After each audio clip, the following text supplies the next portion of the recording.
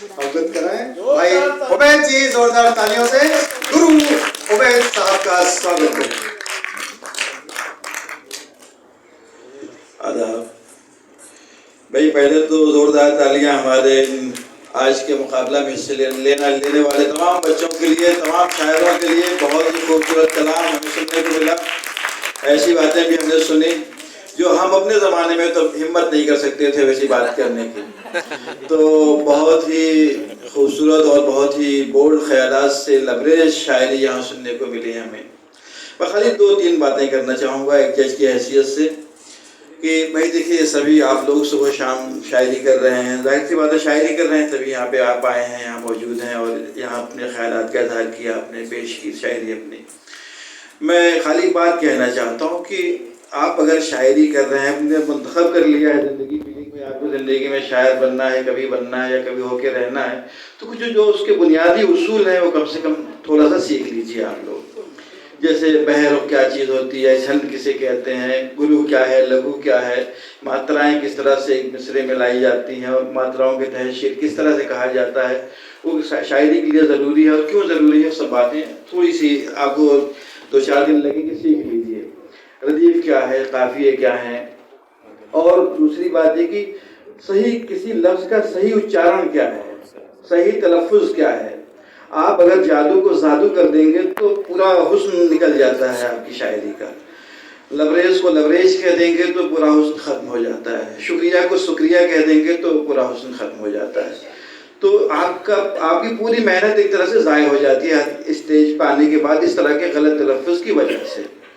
तो एक बात ये थी, और एक बात और मैं कहना चाहता हूँ कि जब कोई ऑर्डर आप किसी को मुखातब करने के लिए मुंतखब करें, जैसे मैंने मेरे मकान को ऊंचा नहीं किया, तो मैंने मेरे मकान को नहीं, मैंने अपने मकान को ऊंचा नहीं किया।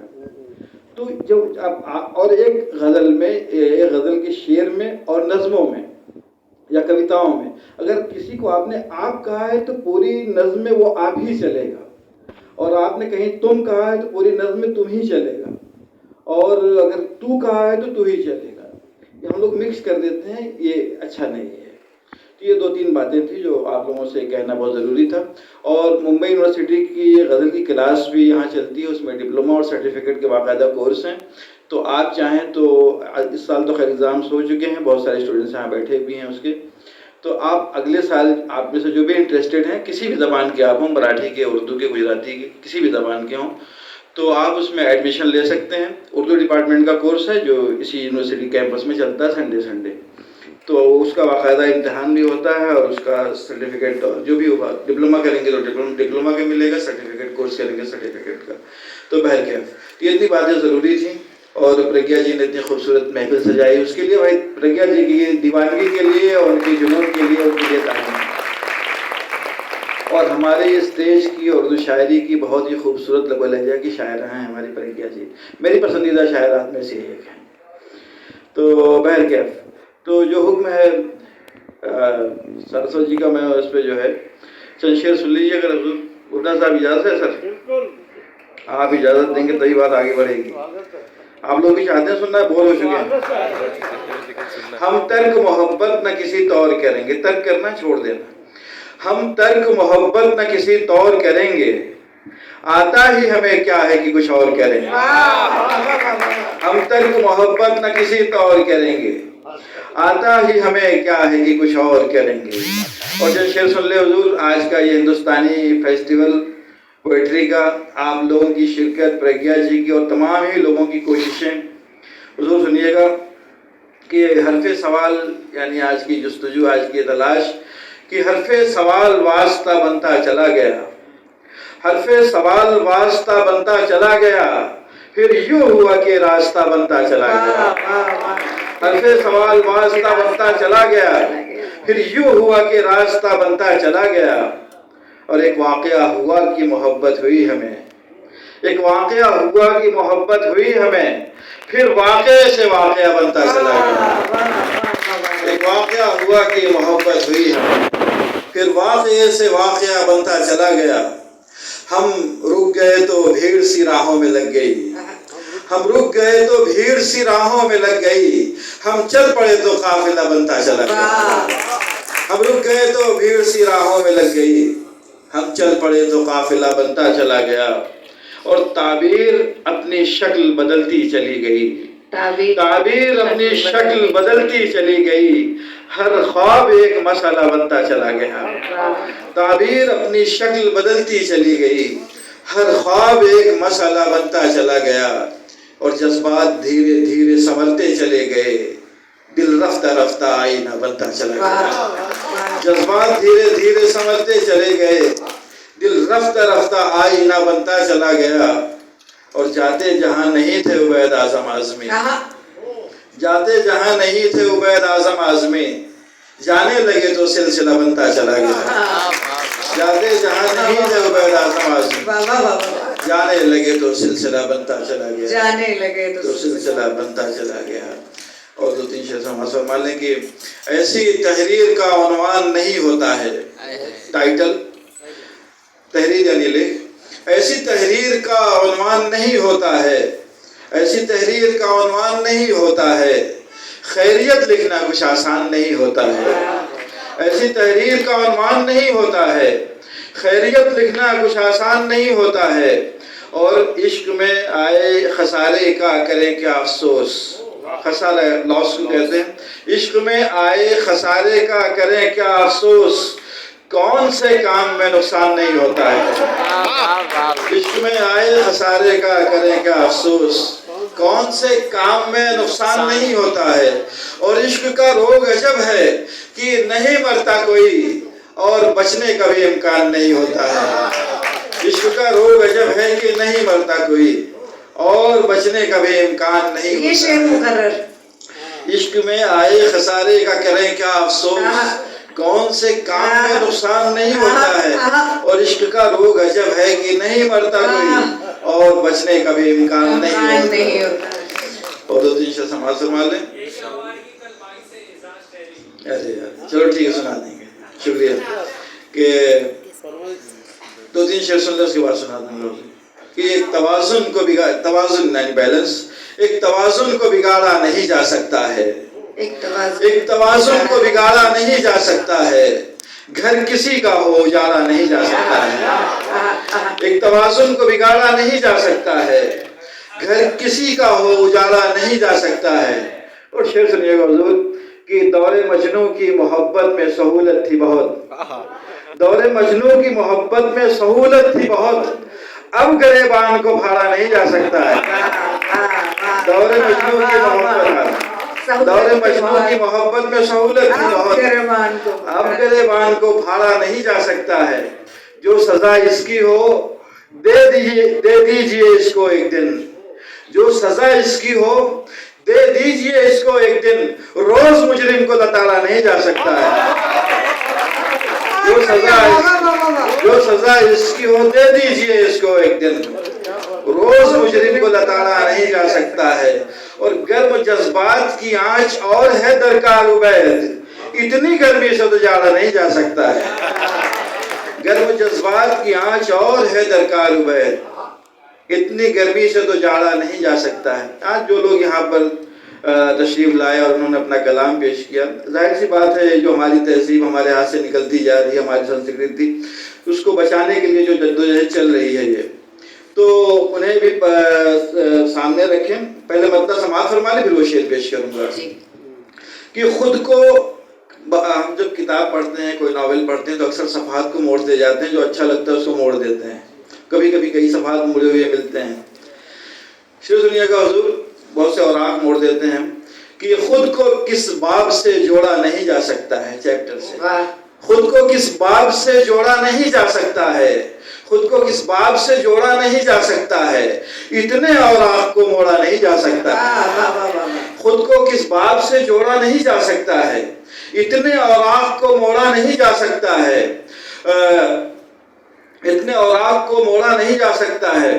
اور شعر سن لیجیے حضور، جو اس کے لیے میں نے تمہید باندھی تھی کہ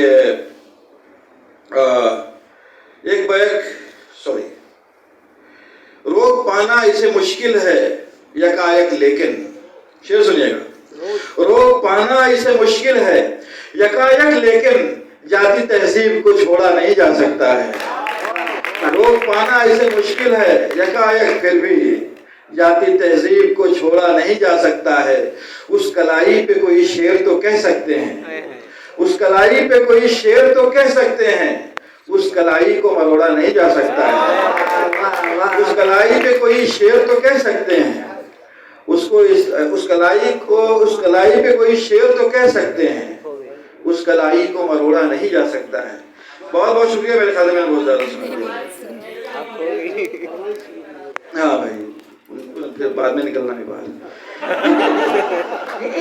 ایک آپ کی لمبی بہر جو ہے دنیا میں اکلوتی غزل ہے یہ، باقی جی دنیا کی اکلوتی غزل ہے یہ جو لمبی بہر میں، اس کے ایک آدھ اشعار سنا دیں آپ ضرور۔ میں سنا دیتا ہوں بھائی۔ ایک حکم ہے کیا نام بھاگی شری جی کا، ایک حکم آپ لوگوں کا، ایک پرگیا جی کا۔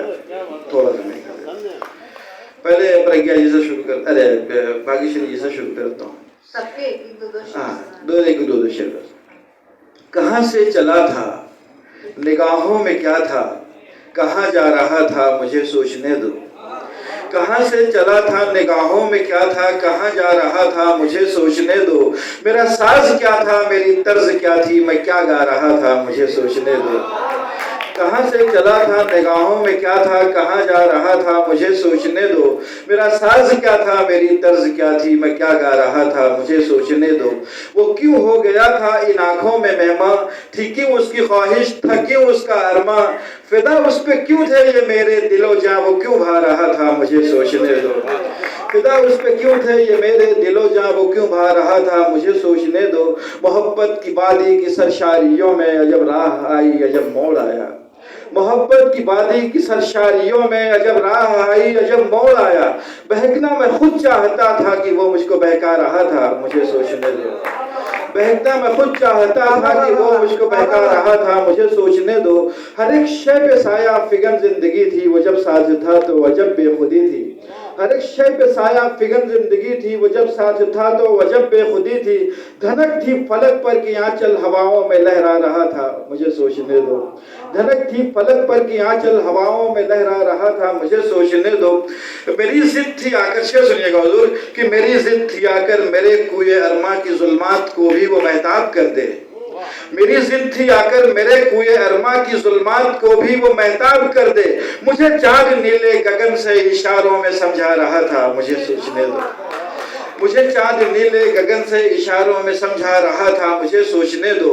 عبید آج تک یہ سمجھ میں نہ آیا زمانے نے روکا تھا جانے سے جس پر۔ عبید آج تک یہ سمجھ میں نہ آیا زمانے نے روکا تھا جانے سے جس پر۔ سبھی کو جھٹک کر اسی راستے پر میں کیوں جا رہا تھا مجھے سوچنے دو۔ سبھی کو جھٹک کر اسی راستے پر۔ بہت بہت شکریہ۔ دو تین شعر وہاں کا سن لیجیے، پھر دو تین شعر یہاں کہ ہمارے جو کچھ بھی ہم کر رہے ہیں، بہت سارے لوگ اسے آوارگی سے تعبیر کرتے ہیں، آوارگی بھی کہتے ہیں، لیکن آوارگی کے اپنے کچھ اصول ہیں، کچھ طریقے ہیں، کچھ اس کے پازیٹیو پوائنٹس بھی ہیں کہ ہمارے ہر شعور زندگی کا راز ٹھہرے گی، ہمارے ہر شعور زندگی کا راز ٹھہرے گی، یہی آوارگی کل باعث اعزاز ٹھہرے گی۔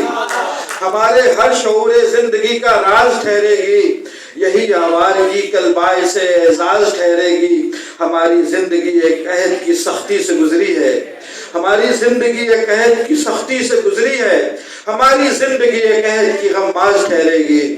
ہماری زندگی ایک عہد کی سختی سے گزری ہے، ہماری زندگی ایک عہد کی غماز ٹھہرے گی۔ اور یہ شعر بطور خاص سماعت فرمانے سبھی جو اس محفل میں بیٹھے ہوئے تمام میرے دوست احباب کہ ہماری زندگی ایک عہد کی غماز ٹھہرے گی، اور کہیں تو مستقر ہوگا صدائے دل فگاراں کو۔ مستقر کہتے ہیں ٹھہرنے کے مقام کو، صدائے دل فگاراں یعنی ٹوٹے ہوئے دل کی، کہ کہیں تو مستقر ہوگا صدائے دل فگاراں کا، کہیں تو مستقر ہوگا صدائے دل فگاراں کا، کہیں تو جا کے اہل درد کی آواز ٹھہرے گی، کہیں تو مستقر ہوگا صدائے دل فگاراں کا، کہیں تو جا کے اہل درد کی آواز ٹھہرے گی۔ ہمارے ہر شعور زندگی کا راز ٹھہرے گی، یہی آوارگی کل باعث اعزاز ٹھہرے گی۔ بہت بہت شکریہ۔ آخری غزل میری خواہش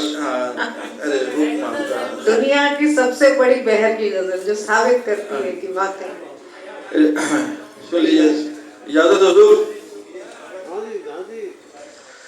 کہ رہ گزر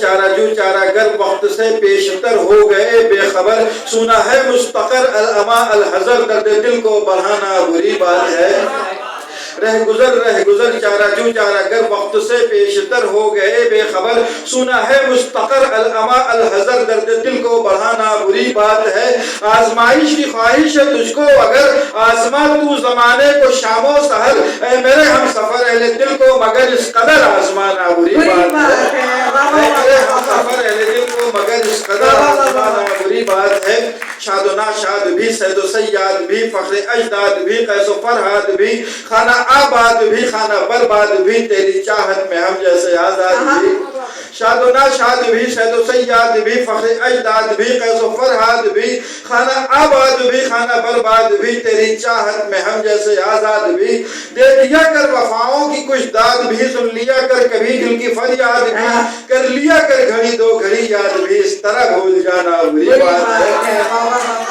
مستقل ناز تیرا مخل جستجو بدگما زندگی مشتعل شوق کی داستان درد پر مشتمل ہر تمنا دل مزمحل حسن ہے منفصل خود کو رکھ معتدل ہو نہ جائے یہ دل منفعل رونق آب و گل آگے ہم سے بھی مل بے سبب روٹ جانا بری بات ہے اور رزم بھی ہیں ہمیں بزم بھی ہیں ہمیں قلب بھی ہیں ہمیں چشم بھی ہیں ہمیں شوق بھی ہیں ہمیں عزم بھی ہیں ہمیں نثر بھی ہیں ہمیں نظم بھی ہیں ہمیں خاص بھی ہیں ہمیں عام بھی ہیں ہمیں صبح بھی ہیں ہمیں شام بھی ہیں ہمیں پھر گرفتار عالم بھی ہیں ہمیں ہم سے آنکھیں چرانا بری بات ہے پھر گرفتار عالم بھی ہیں ہمیں ہم سے آنکھیں چرانا بری بات ہے اور مقطع حاضر خدمت ہے کہ منتخب صاحبان لقب مستحب خاص والی نسب بے ادب با ادب بے غضب با غضب سر بکف جاں بلب پوچھتے ہیں یہ سب منتخب صاحبان لقب مستحب خاص والی نسب بے ادب با ادب بے غضب با غضب سر بکف جاں بلب پوچھتے ہیں یہ سب غم ہے کیا روز و شب کیا ہے شوق و طلب کوئی روتا ہے کب بے سبب کھولیے اپنے لب ہے عبید اعظم اب دل کے غم کو چھپانا بری بات ہے